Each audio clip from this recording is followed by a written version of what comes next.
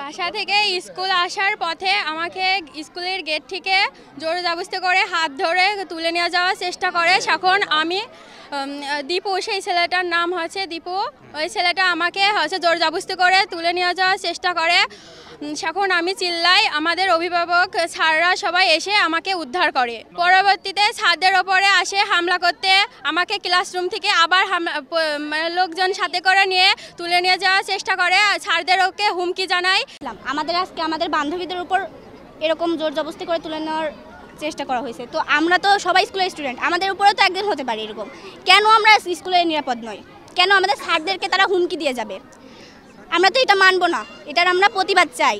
আর যদি এই প্রতিবাদটা যদি না করা হয় তো আমরা কেউ এখান থেকে যাব না। আমরা আজকে বিচার চাবো, বিচার আপনারা সুষ্ঠুভাবে বিচার করবেন, তারপর আপনারা বিচার করবেন, তারপর এখান থেকে যাবেন। আমরা বিচার চাই। আমাদের স্যাররা, ওনারা আমাদের গুরুজন, ওনাদেরকে কেন, অবশ্যই তারদারও গুরুজন, তাহলে তারা কেন এখানে এসে আমাদের স্যারদেরকে এরকম গালিগালাজ করবে?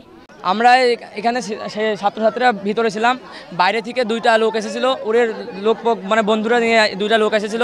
ওরা এসে আমাদের স্কুলের বড় আপু হয়, আমাদের 9-এ পড়ে, ওই আপুকে বাইরে থেকে অপহরণ করে নিয়ে যাচ্ছিল। তখন আমাদের স্যাররা ছিল, স্যাররা অফিসে ওটাকে বন্দি করে রেখেছিল। তারপর ওদের একজন প্রতিবেশীকে নিয়ে এসেছিলো। তারপর তার হাতে স্যারেরা তুলে দেওয়ার পরে তারা আবার সন্ত্রাসী মানে গুন্ডারে নিয়ে স্কুলে এসে স্যারদের হুমকি দেয়, আরও নানান ভাষায় গালাগালি করে, আরও শিক্ষার্থীদের উপর মানে মারার হুমকি দেয়, স্যারদের উপর মারার হুমকি দেয়। তারা আমরা এর বিচার চাই। এখানে আমরা দাবি করছি, আমাদের একটা বড় আপুকে তারা অপহরণ করার চেষ্টা করছিল এবং আমাদের শিক্ষকদের নামে মিথ্যা মামলা করেছে। কেন করা হয়েছে? আমরা কি সুষ্ঠু বিচার পাবো না? আমাদের অবশ্যই সুষ্ঠু বিচার লাগবে আমাদের। এবং কী কারণে তারা আমাদের শিক্ষকদের নামে মিথ্যা মামলা করছে, অর্থাৎ আমরা এর বিচার চাই সুনির্দিষ্ট।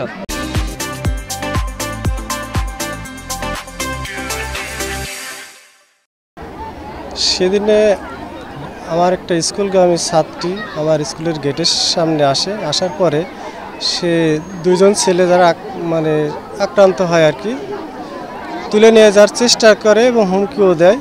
পরবর্তীতে আমি এসে স্কুলে পৌঁছাইনি এই সময়।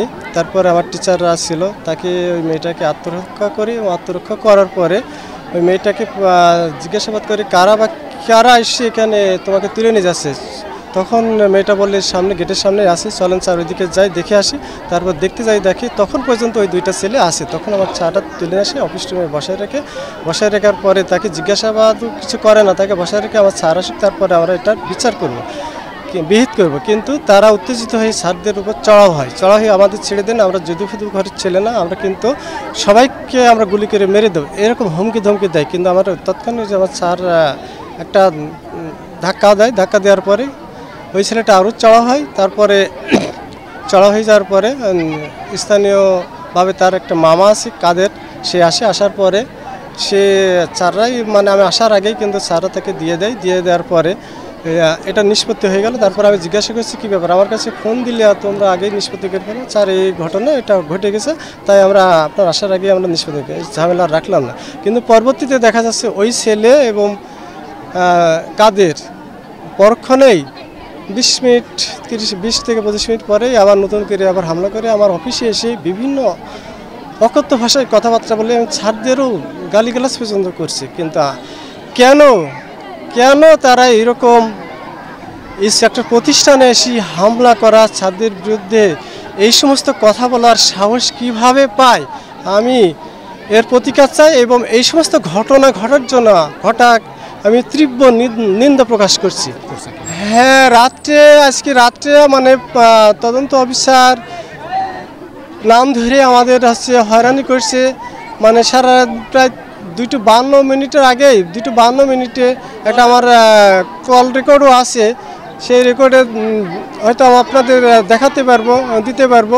কিন্তু আমাদের হয়রানি করছে, তোর পাশার ভিতর রড ঢুকাই দিয়ে থানায় এসে রড ঢুকাই দিয়ে উল্টা ঘোরাবো, এইরকম আমাদের ভয় ভীতিও দেখাচ্ছে আমার 3জন টিচারকে, সিনিয়র টিচারকে, এবং তাদেরও কল রেকর্ড আছে, তারাও এটা দিতে পারবে। কেন আমাদের এইরকম হয়রানি, এরকম মিথ্যা ভয় এইসব কেন দেখাচ্ছে? আমরা এর বিচার চাই এবং যারা এর সাথে জড়িত আছে তাদের সহকারে তারা কেন আমরা টিচার, আমরা সমাজের সেবক এবং মানুষ গড়ার কারিগর হয়ে আমি বলতে পারছি, যে দেশে কারিগর যদি নিরাপত্তা না পায়, সে দেশের জিনিসপত্র কিভাবে ভালোভাবে তৈরি করবে।